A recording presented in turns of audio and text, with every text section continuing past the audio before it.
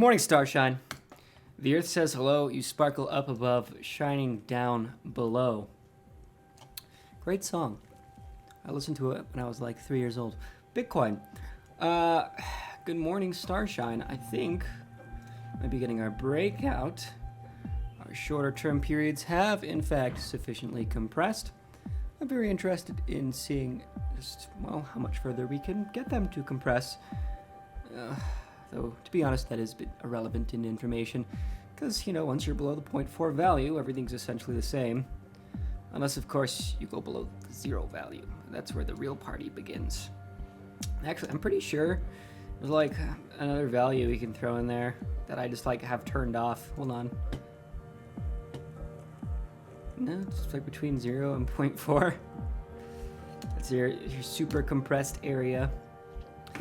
Although I know on 3D Wave PM we have like below 0.2 registering as purple, and that's pretty cool. Like, when you look at really purple charts, and I love the fact that I can do technical analysis in terms of colors, but when we see those huge swaths of purple, it's quite beneficial, I must say. I just did hand gestures and I don't have the camera on, but let's record this TradingView idea today. Sakurai's XM, hello brothers. Welcome. Let's do a thing. This one? Let's do it. Okay. Are we getting a breakout? Is this it? Are we finally beginning our upward trend? Wouldn't it be nice? It would. But I don't know if we have the right signal yet. 1 hour wave PM is a bit too choppy for me, but 4 hour, however. Actually, if we define volatility overhead, it might be our best bet for defining trend at this moment. Right, currently our new compression period, it has radiated up to 140, so we're going to set that, and our longest overexpanded period is 300, 350. I think, I don't know why I just haven't done the math yet. On the higher resolution 1 hour chart, if we just do 1050 divided by 4, 262. Okay. So we're going to do a 262 and a 140.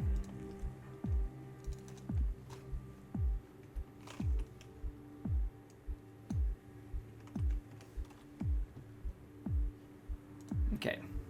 Wow, that really does define trend pretty well.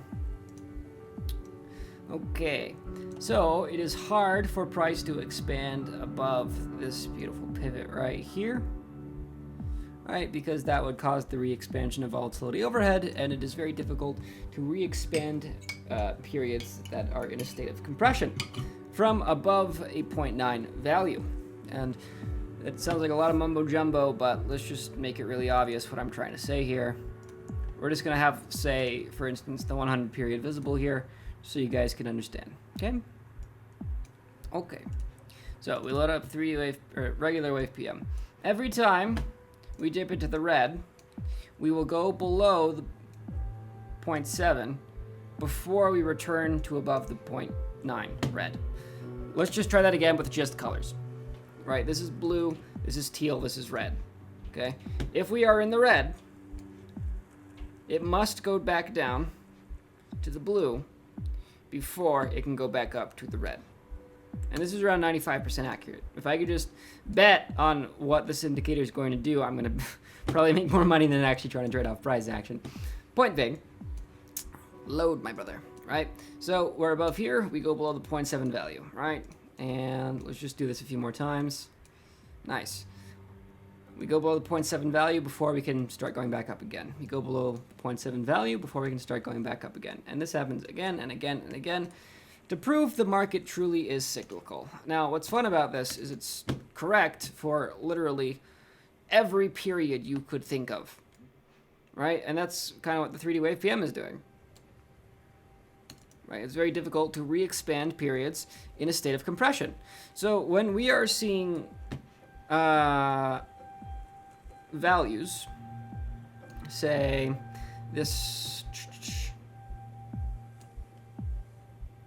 big old plume here from the downtrend, what's interesting is any new kind of generation of mass, any new kind of trend doesn't go up above the entire stretch of periods that are above the 0.9 value, right? And expansion is defined by the 1.25 standard deviation.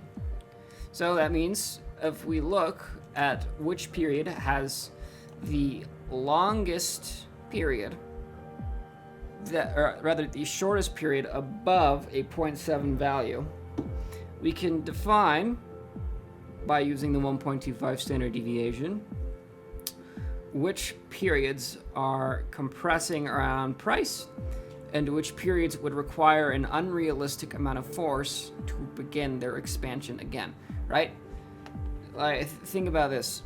Why are Macs safer than Apple, why are Apple computers safer than PCs? It's not because they're particularly safer. It's because there are more PCs and they're easier to get into. So would you rather rob a bank that is filled with money and has low security, or would you rather rob the bank that doesn't have much money and high security? Obviously, you're going to go the path of least resistance, right? That's kind of what I'm pointing out here. When you re-expand periods that are already in a state of compression and are sufficiently compressed, re-expanding them is both profitable and requires little effort. Wow, I did not expect this analogy to work out as well as it did. I'm very happy with myself. Anyway, when we see this mass rating upward, everything above is a well-secured bank with very little money in it.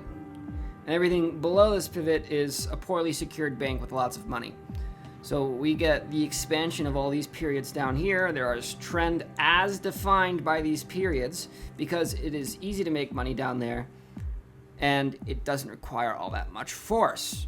As soon as you start trying to cause trend outside of what's, well, reasonable, sure, go ahead, rob the Mac, right? Hack into the Mac and steal the passwords as opposed to the PC, or break into the higher security bank, right? Well, it's not logical for someone to do so, but people still do it, right? Because maybe there's a niche in doing so, right? It's less profitable, it's less consistent, but sometimes people can still do it, right? And that's why I say it's only like a 95% chance, because there's still going to be some asshole with tens of millions of dollars with macro level order flow who doesn't care about what's happening on the 4-hour chart and wants to place his $20 million buy order, right? Really, the only time someone is going to rob a high security bank is if he has excessive resources and doesn't care about how little money he's in, right? It's going to be profitable for him no matter what because he's playing the long game. That's the only time where we really get expansion above these volatility overheads, right? That actually happened over here where I think we had this volatility overhead here and then somebody placed, I think it was like a $20 million buy order, which is what happened.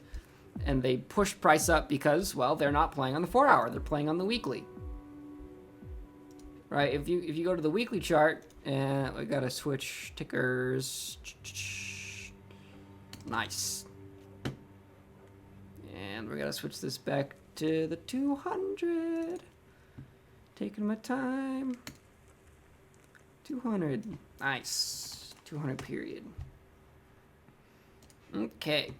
So essentially, like if you're playing on the weekly chart, and I recommend you do because it's easy money up here. You know, we had retests of institutional benchmarks and then a 3 green solars candle pattern. And they said, hey, that's where the last crash pattern ended. I'm just going to go for it. And then they bought a crap ton of Bitcoin and they don't care what the short-term chart looks like because they're playing the big boy game, right? You should play the big boy game, but it requires a lot of patience. Do you have that? Probably not. Come trade crap coins with me on the 1 hour. It's the man's way. It's your rite of passage. You must lose money down here before you can understand that the best way to do things is on the macro levels. Of course. If you ever guys browse the Forex Reddit page, Man, oh man, it is embarrassing. Like, there's a guy who made a post about trading on the 1 minute chart, and he was just furious that, you know, spreads were so large, quote unquote, so large, because he was using a 4 pip stop loss with like a 20 pip upside, and he said that the spread is so large, it's basically like the same as me hitting my stop loss anyway, because the spread is already 4 pips. I'm like, dude, you already answered the question to your problem. You just gotta zoom out. All right, if you're complaining about a spread because you're on 1 minute chart and you're using a 4 pip stop loss, then you just need to increase the scale of your game, right? Okay, rant aside, we're not getting expansion yet, so I can't really say we're gonna break out here. Sure, once we are seeing that volatility overhead starting to expand, I'll call it. I'll go for that, but you know, we're still inside the containment. So it's been a boring week. It's been a boring chart. I don't think I've called any coins this week. Right, my last call was, oh god, April 14th. It's been over a week. I haven't called anything in a week. Yeah, that's totally fine, because like we could take a look at any altcoin chart and nothing has performed well this week, except pump and dumps. But right, we got downtrend. We're on the. Let's go to the daily just so we can. Well, 4 hours fine, right? Let's just define where the week is relatively. From. Right, so from the 14th, right here. This location is where I made my last call, and I'm just gonna hit the space bar and go through the entire watch list and just prove that nothing has performed well since I stopped calling things, right? Just in case you're a little antsy. And we're just gonna keep the cursor right there on the 14th, right? Okay, complete bear trend since then. Lateral trading, a vague uptrend. Why? Small mean reversion position based on longest overextended period. That's fine. I should have called that. Wow. Sustainable uptrend. From the 14th? Quad CCI? Wow. Huh. Did you look at that? Were we inside the longest overextended period? I remember looking at this chart. I just don't know why. I don't like it. Okay. Yeah, we had the 140 period. And I think we actually plunged below. Yeah, this is already set to 140. We plunged below the retracement value. So I was actually looking to call it here on the 140 MA. And when we actually retraced through it, I was anticipating the test of the bottom edge of the 1.25 in combination with the 3.2 standard deviation. Well, it just didn't happen. So my retracement value wasn't hit. We didn't get trend continuation. Okay, that's fine. Downtrend, nice. Lateral trading. Like even BCH, like which was in a significant strong breakout, has done nothing but go sideways. BCPT, I'm back holding. I will admit that I'm back holding BCPT. And I should probably gonna try to unload my bags in the next week, but we're getting some serious compression here in the daily. After this nice bit of expansion on the wave PM. So still waiting on that. Significant downtrend. BNB. I would not have predicted the upward move of BNB. I'll be completely honest. No. Yeah, we didn't even hit our proper retracement values as defined by 3D wave PM. I did not expect a higher high. We hit it. We tagged the 3.2. If you're on BitMax, and I seriously doubt you are, a short position isn't the worst idea here. It's super high risk, but do low leverage, please. You shouldn't be on BitMax. Don't use BitMax. Like, any exchange that lets you go into the negative, you should not use. Like, if the order book is not thick enough to cover your liquidation, you should not use the exchange. Yeah, more downtrends. I don't know, I'm kind of just doing like a full market update now, I guess. Lateral trading. It's just nothing I like. BCPT, like all the way back here, beginning of April, we just predicted that we would do nothing but go sideways. And that's kind of the situation. Lateral trade, that's just downtrend, downtrend. You know what? Let's find a call right now. Let's just do this. We're gonna get you guys something. Because I did do a few static support calls. I'll point them out when we come across them. CMT looks crappy, CND, no. And I'm gonna reset my band values. Let's just refresh the chart template. Oh God, if I do that, the recording will be lost. Jesus.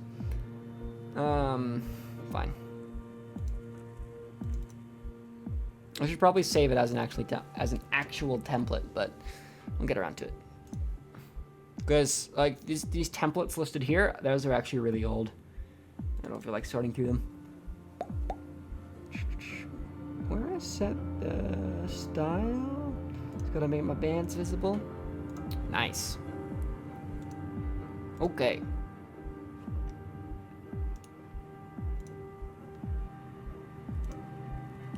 Oh, Bitfinex lets you short BNB. I didn't know that.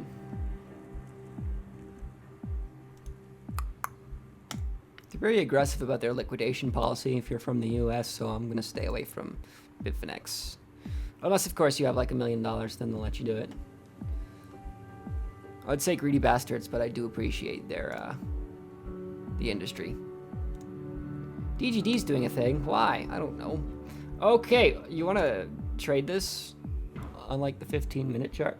Ooh.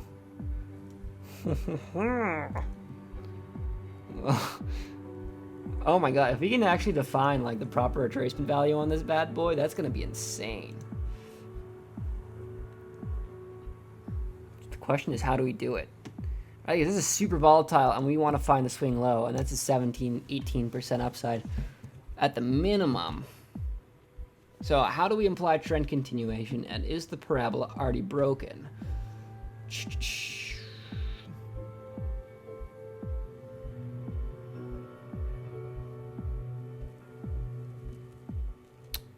Yeah. The obvious parabola, right? And now we're getting deeper retracement and potential swing high. You know, my reverse here, let's define it. No, are we seeing full mean reversion to the 200? We are. So this is currently our retracement value. That bad boy right there. Although, let's be honest. If we look at the 240 from the previous Dover expansion, question is, did that value hit? We could actually define an upward mean reversion on the 1 hour chart. Or 1 minute chart, excuse me. Just for funsies. Yeah, that dipped in twice, but there was no confirmation. Curious. And now we actually have the true mean reversion potentially hitting. Let's do the 1 minute. I wish I could go below the 1 minute, I'm going to be honest. Because there is probably mass generation based on that downtrend there. And there should be mean reversion pivots, I just don't know. Christ, how much has it moved? 3%. I want to play this game. I want to gamble this. I want to do it. It's not really gambling. As soon as I load it up, you know, we saw the swing low. It's going to go for it. Oh my God. I'm going to lose my stuff if it does it.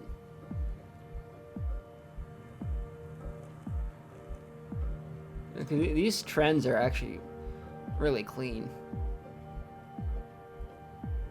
Like, no, these trendline breakouts are really nice. Hold on, just watch this. And I know I never use trend lines, but just bear with me.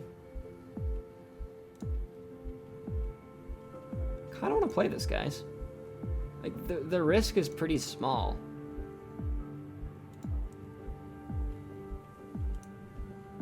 Like, what are the chances we actually get trend continuation here?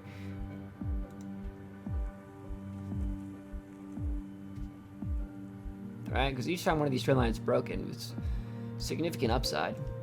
1, 2, and hopefully 3. Who knows? Do we want to try to catch a swing low on this? Looks really fun.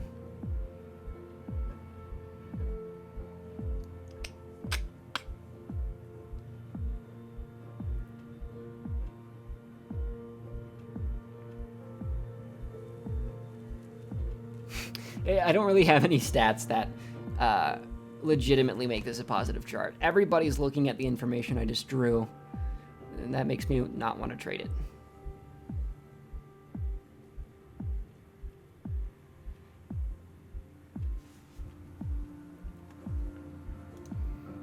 Of course, the 4 hours is going to look like crap.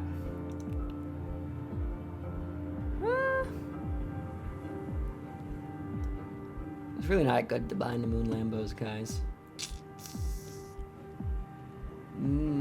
The greater fool fallacy.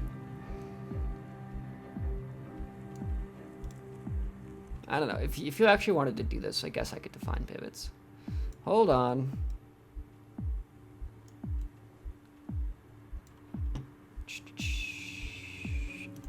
I mean, my only advice is to assume that we won't get a lower low. So, like, you could do like a 5% downside and just try for the previous highs. Okay, I'm out of time though for the TradingView idea. I guess that's it. See ya.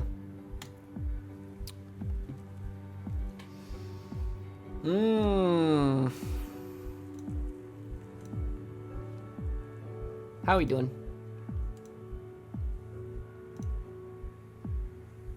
I recall.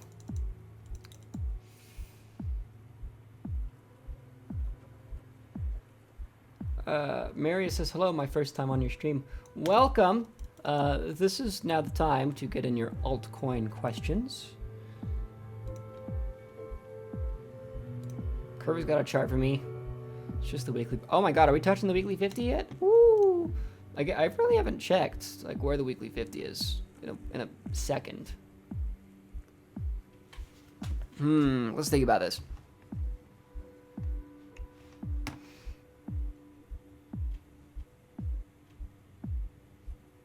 All right, the weekly 50 is 2100 here on this chart, so boom, baby. Let's give it a try. So close, we're gonna get the rejection. I'm so excited. I can't wait for this fake out.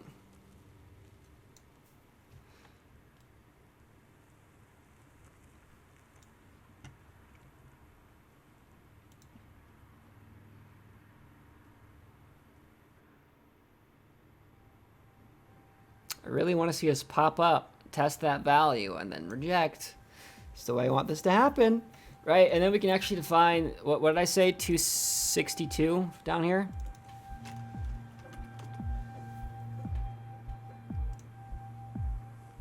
Yeah. So my prediction earlier this week was we were going to get squished between two values. The weekly 50 moving average and the mean reversion pivot to the downside. Right? That would actually be our true flag definition, or rather the true definitions of the flag, if you will.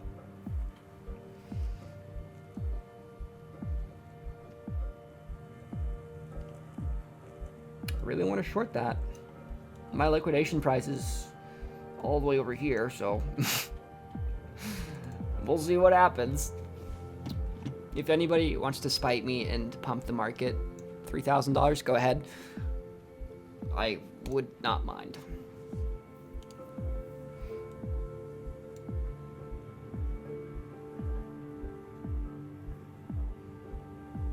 Let's see here. Yeah, I'm just waiting on all those mean reversion pivots to be hit. Let's see what happens. Wow, nobody asked for coins?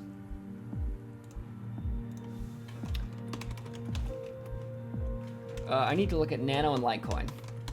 Those are the two on my watch list right now.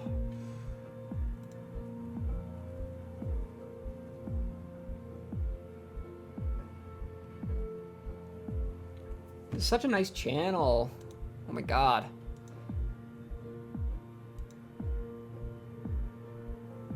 Oops, I have my wrong pitchfork set.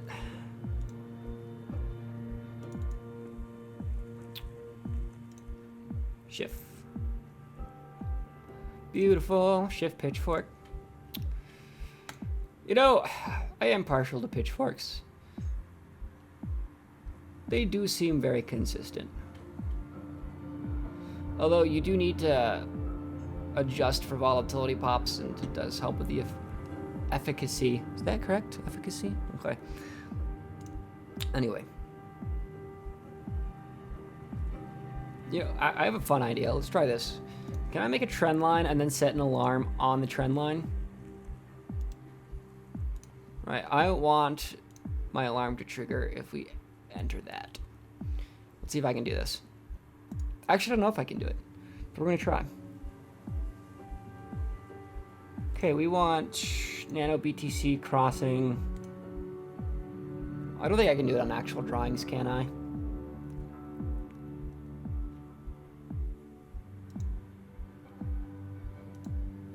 No.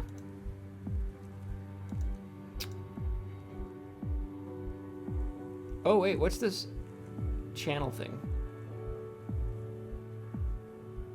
Exiting channel? Because I have a channel drawn, right? Oh, I have to define the channel. Oh, it's just going to be static values. I got to play more with this.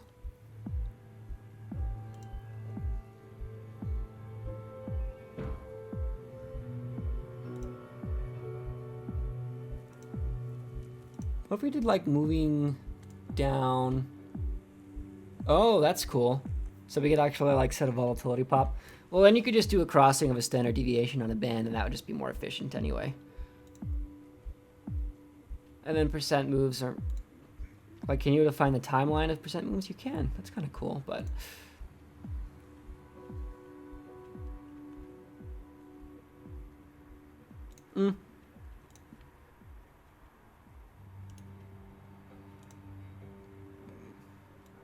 right click the line. Pew. Oh, cool. Dude. Nice.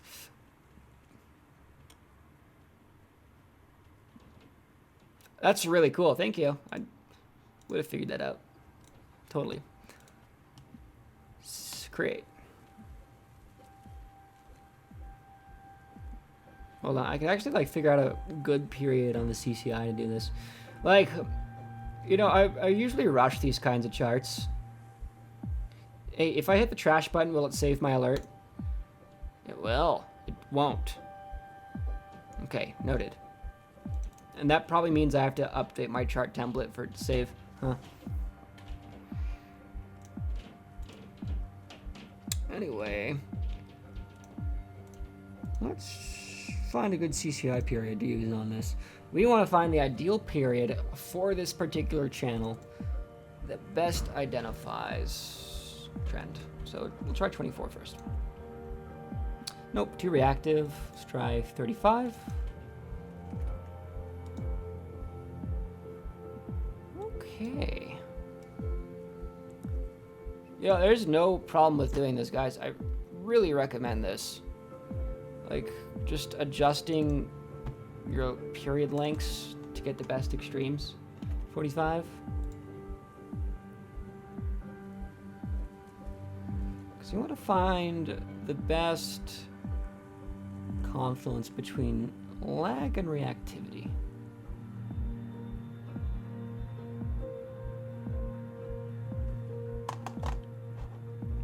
I don't think CCI is the right tool for that. Not right now.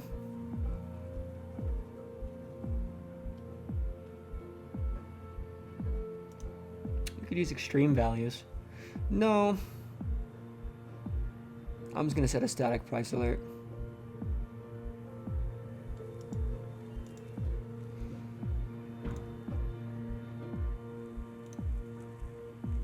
J. Okay. I think that's still above its mean reversion pivot, right?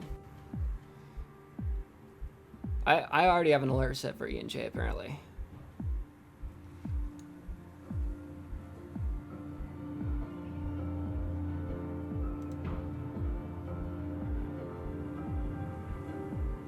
An alert that never hit. I don't know when I sent it, I'll be honest. Wait, I can figure that out, can't I? No, it doesn't show me creation date.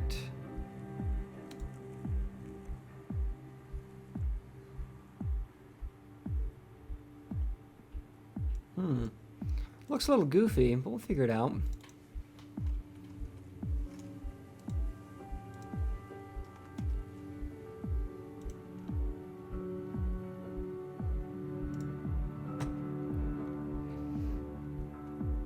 Like,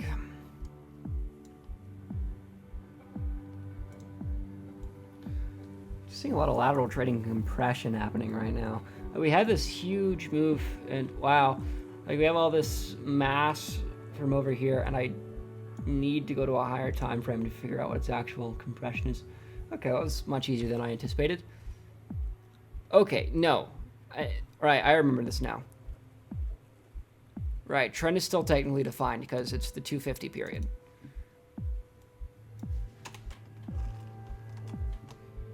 Ah, I remember what I did here.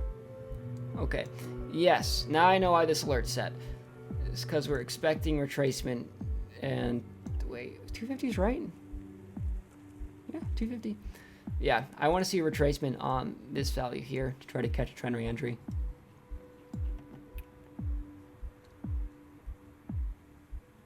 Because we are still technically defined in trend.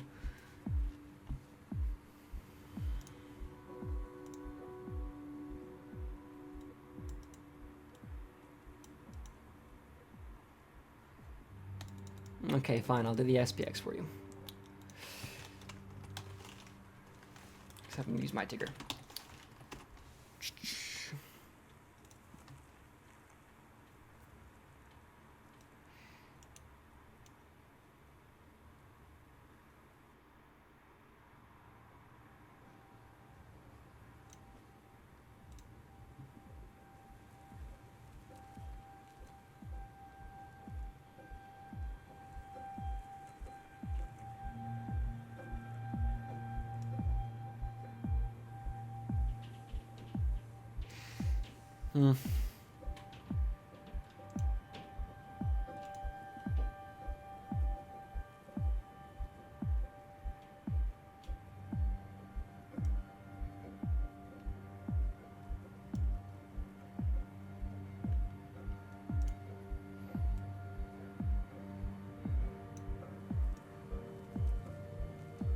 Like, it's not cheap of me to do that, is it?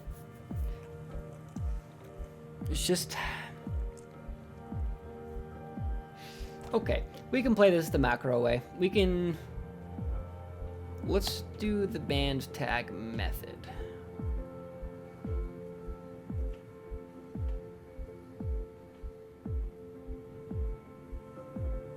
It actually works pretty well. Watch this. Okay, we're gonna find out the longest period that was re-entered. And I don't use this too often because it's more of like a macro level tool. And by its very definition, macro level, well, you don't use it very much, right?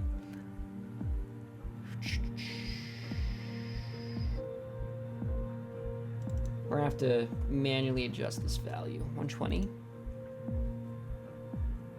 Cool. So that means we need to set a 11 period CCI.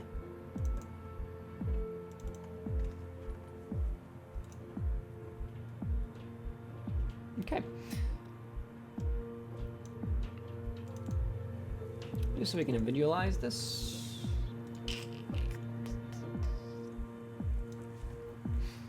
Okay. This should work. And I want to actually, I'm going to try it on Bitcoin too, just for funsies.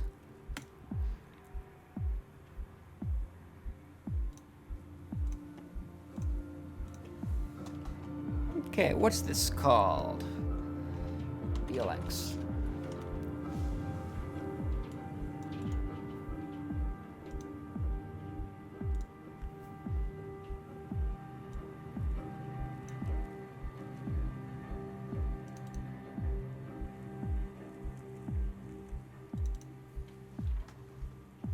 I'm actually going to do the daily on this, just for clarity.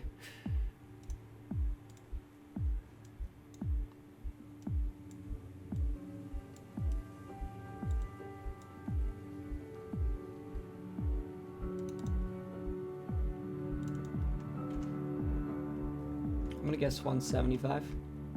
Or 170, sure. Perfect, so 17 period.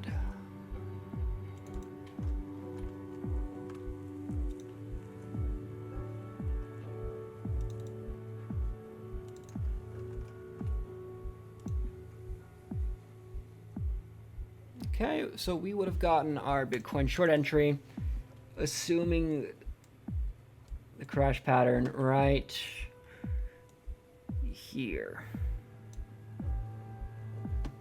Or that's a really choppy line. Let's do that again right there. Right, when the band re-entered. So 17 period CCI roll down here. It's pretty consistent. Like, instead of trying to find a retracement value, which, you know, you have to constantly adjust stops and enter and re-enter, you can just wait for signs of trend continuation, which on this chart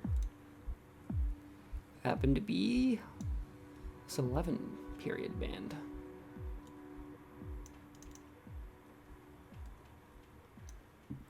Now let's take a look at this on the weekly, right? Because we probably did the same thing.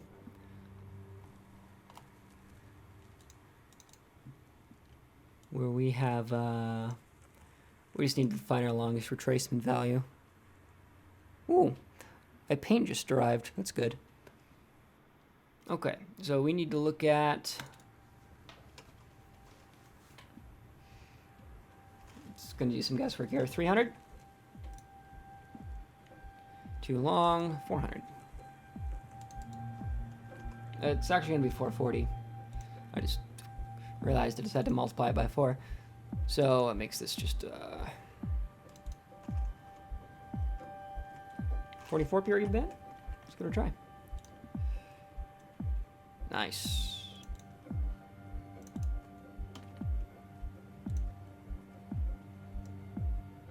Yeah, that should be a pretty good way to catch it. I'll set an alert for it.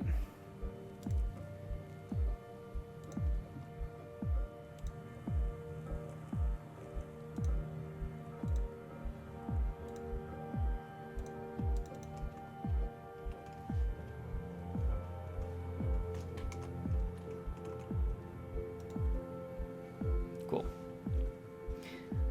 We'll see how that does.